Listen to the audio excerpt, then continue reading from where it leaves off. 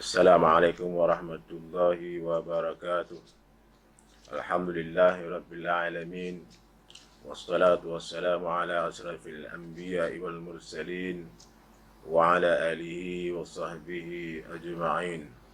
Rabbi shrah li sadri wa yassir li amri wahlul 'uqdatam min lisani yafqahu qawli. Subhanaka la ilma lana illa ma 'allamtana innaka antal alimul hakim. La hawla wa la quwwata illa billahil aliyil azim.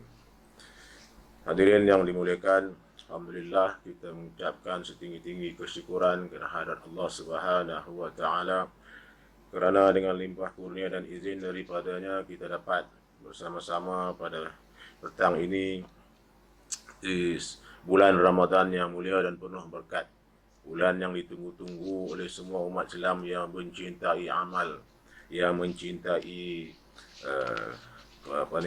kesukaan beramal, yang menunggu-nunggu kerahmatan daripada Allah Subhanahu wa taala beramal di bulan Ramadan. Sepanjang doa yang kita baca sebelum ini, Allahumma barik lana fi Rajab wa Sya'bana wa ballighna Ramadan. Alhamdulillah, Allah Subhanahu wa taala telah mengizinkan kita pada hari ini telah sampai di bulan Ramadan yang mulia, dan kita telah pun berpuasa beberapa hari. Mudah-mudahan segala amalan yang kita lakukan itu, segala ibadat yang kita lakukan itu, dan segala kebaikan-kebaikan yang kita lakukan di bulan Ramadan akan diberikan ganjaran dan balasan oleh Allah Subhanahu wa taala, insya-Allah. Hadirin sekalian, kesyukuran dan ketakwaan kita yang penting. Bersyukur berarti kita berpada dengan apa yang kita peroleh. Bertakwa berarti kita melakukan seluruh amal-amal baik dan meninggalkan seluruh amal-amal yang tidak baik.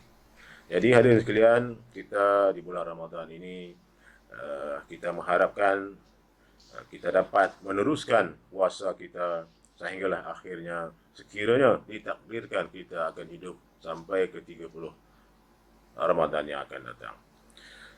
Pada kesempatan yang mulia ini ingin dinyatakan bahawa kita ingin bercakap tentang isu prihatin umat. Ramadan memanglah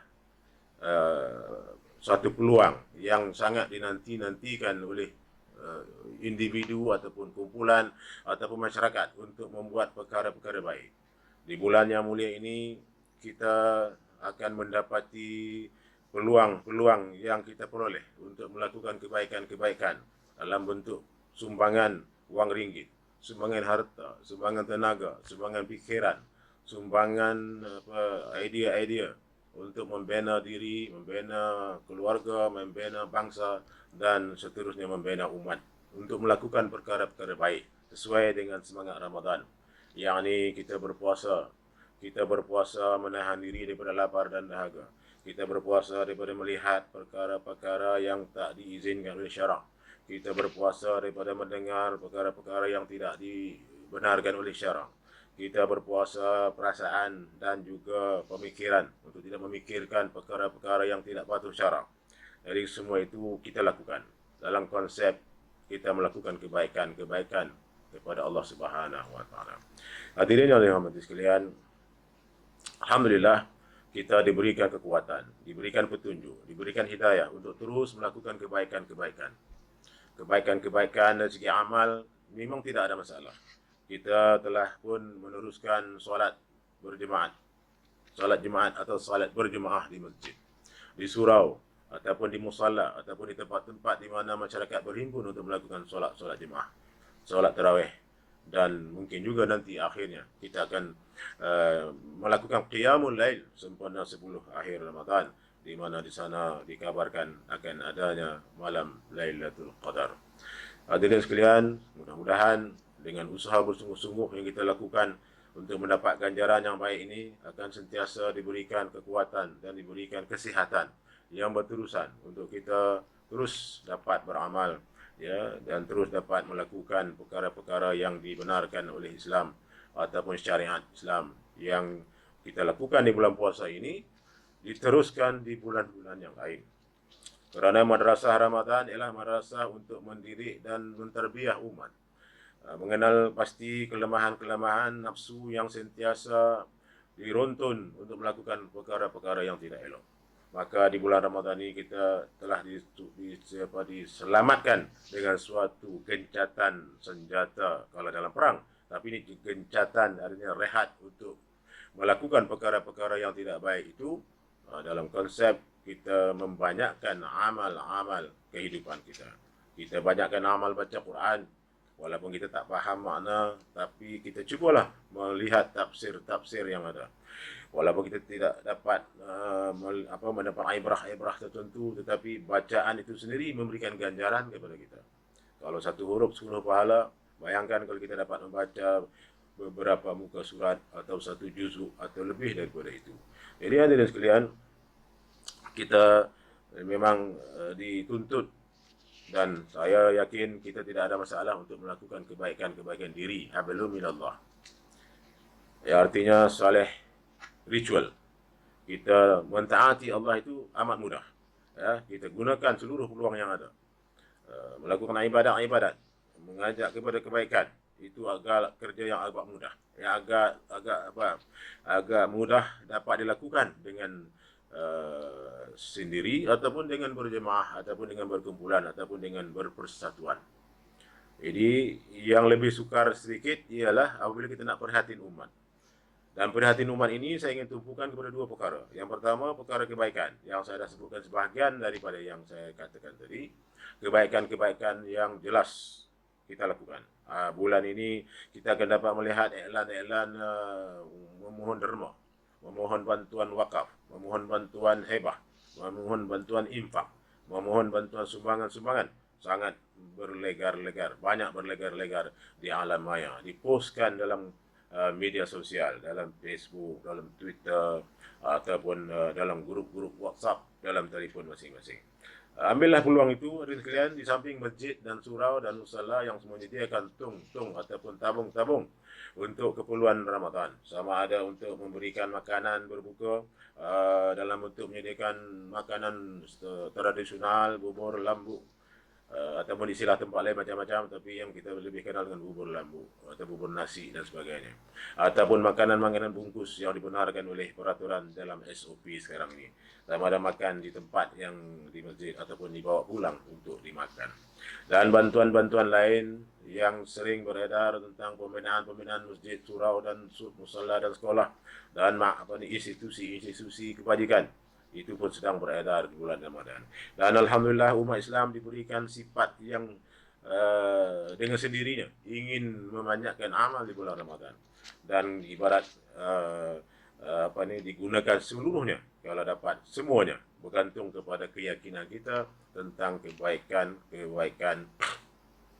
dan balasan-balasan yang akan kita terima apabila kita menyumbang dalam bentuk pemberian sedekah dan sumbangan yang diyakini sudah pasti akan dibalas balik, diberikan ganjaran balik, diberikan keberkatan oleh Allah Subhanahu wa taala apabila kita terus menyumbang di bulan Ramadan. Dan saya katakan tadi, jadikanlah madrasah Ramadan ini madrasah untuk kita meneruskan di bulan-bulan yang lain. 11 bulan lagi, kalau kita lulus masa madrasah Ramadan atau bahasa tinggi Universiti Ramadan, maka kita terus melaksanakan, mengamalkan, mempraktikkan amal-amal baik ini di luar daripada bulan Ramadan. Itulah namanya seorang insan yang peduli sosial, insan yang peduli masyarakat, insan yang peduli umat, insan yang sentiasa memikirkan bukan dia sahaja yang perlukan segala-gala, tetapi dia melihat ada di sana segulungan lain yang perlukan bantuan-bantuan dan sumbangan-sumbangan dan juga pertolongan-pertolongan yang mesti dan wajib kita lakukan. Terutamanya dalam konteks di bulan Ramadan ini, kita ada zakat fitrah. Fitrah yang mesti ditunaikan untuk diri, untuk tanggungan. Dan fitrah itu akan disampaikan dengan serta-merta kepada asnaf, fakir, miskin dan sebagainya. Jadi, jangan lepaskan peluang. Dan puasa kita tidak akan sempurna sepenuhnya kalau kita tidak menunaikan zakat fitrah itu. Di samping itu, dalam konsep peduli umat ini, peduli sosial, peduli masyarakat, kita hendaklah sentiasa mencari kumpulan-kumpulan sasar yang memerlukan bantuan-bantuan.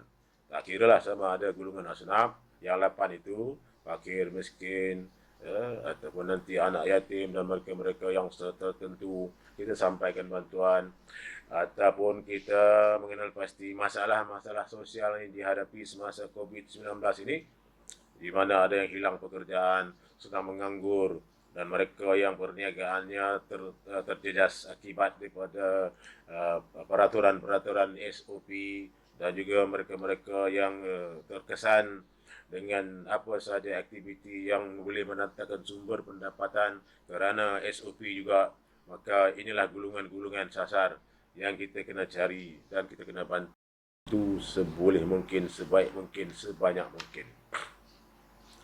Hadirin sekalian, itulah yang dikatakan prihatin umat.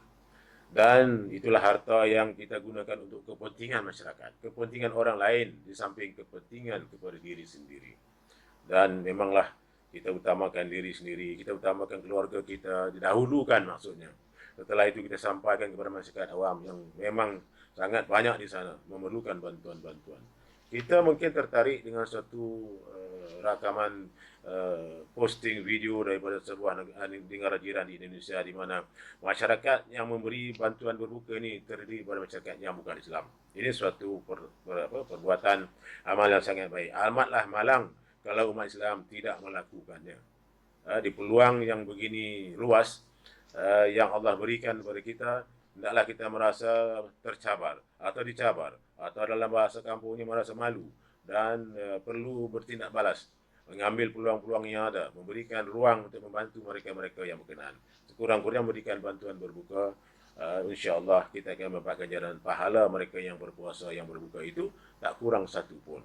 Inilah ganjaran-ganjaran yang cukup banyak yang akan kita peroleh ketika kita melakukan perkara-perkara baik, yang kita peduli umat, peduli masyarakat, peduli kepada komuniti tertentu yang memang memerlukan bantuan, yang jelas kekurangan berbagai sumber untuk mereka meneruskan kehidupan di alam yang sementara ini. Yang kita juga akan meninggalkan dunia ini.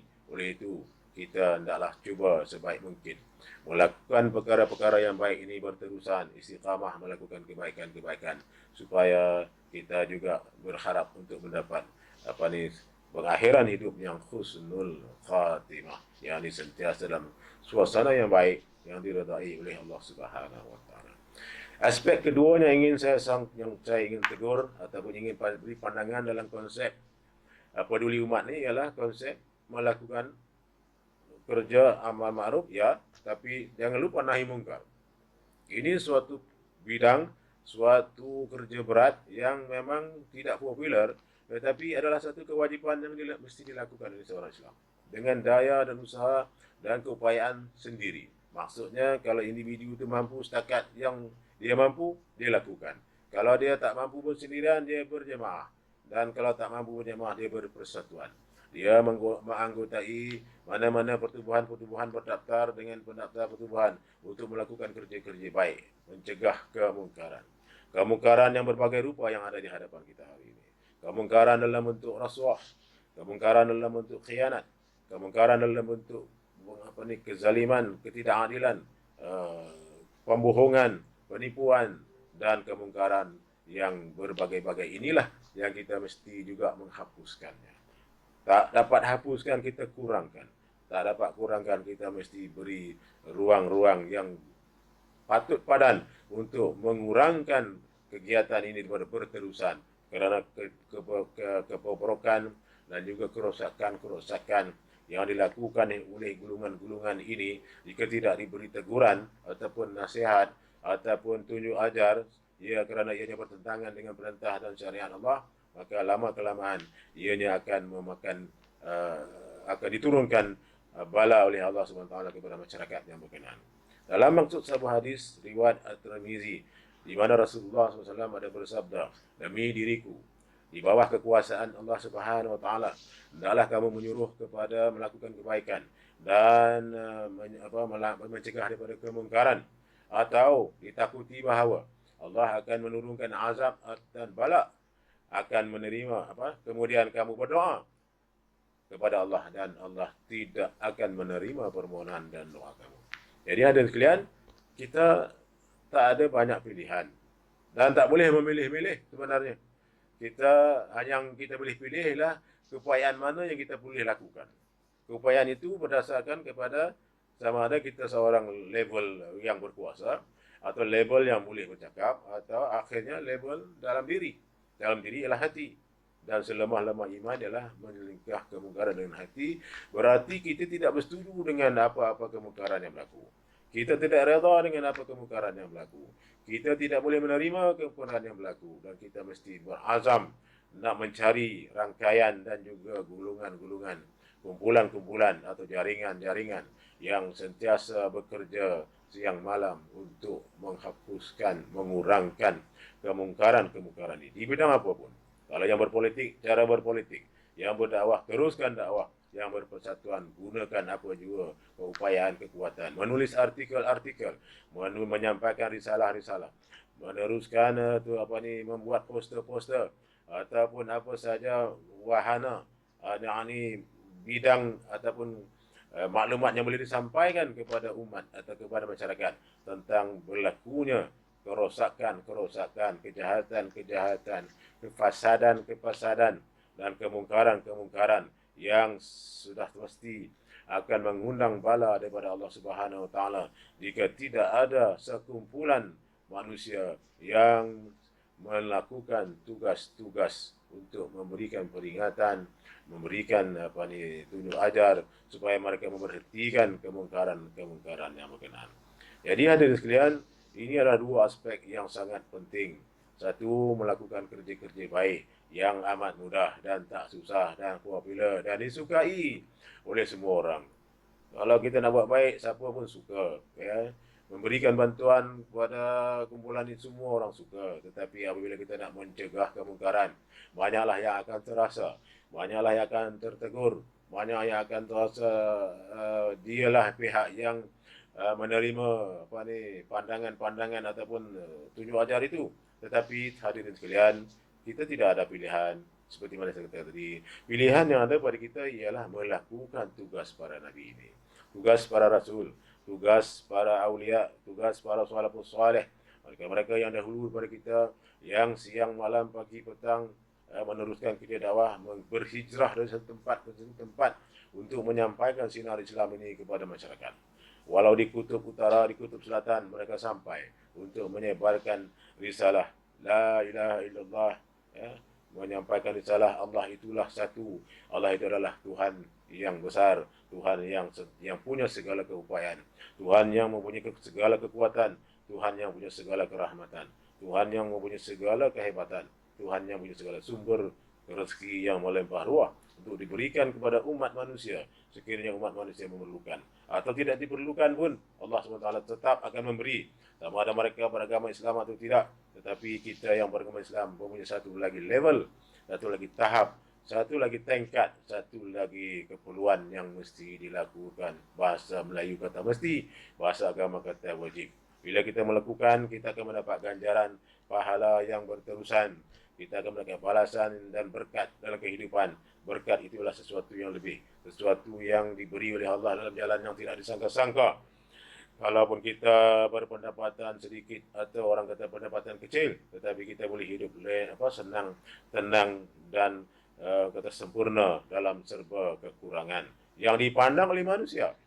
Ukuran ketenangan bukan ukuran manusia. Ukuran ketenangan adalah ukuran kita dengan Allah. Allah beri kita akan ketenangan, boleh bangun di waktu untuk solat dengan lebih awal dan bersedia dengan lebih cepat.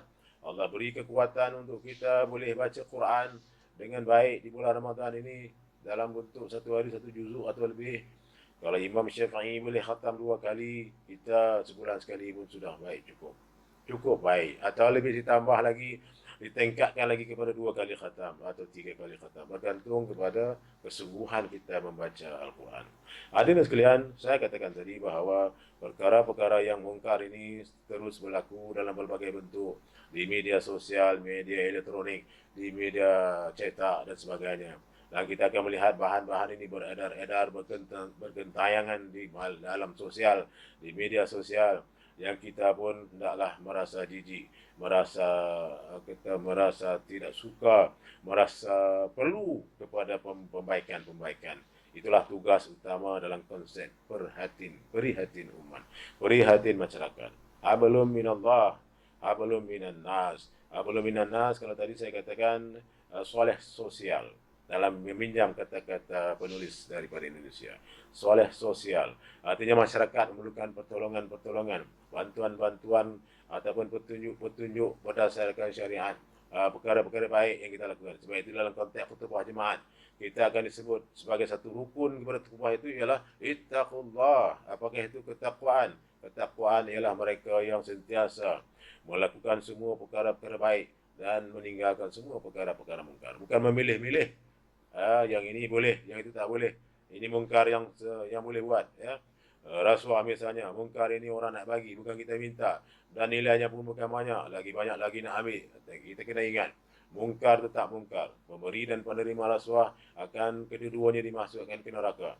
Dan juga perantara di antara mereka, 3 kumpulan ini akan diberi balasan yang dahsyat, yang azab, yang pedih. Dan rasuah bukan setakat merosakkan diri, ia merosakkan negara. Kerana sistem rasuah jika menjadi endemik seperti mana yang ada sekarang ini, satu budaya yang berterusan, maka masyarakat sudah hilang tumpat tonggak untuk menyelesaikan masalah. Kerana setiap masalah perlukan ditumbuk rusuknya.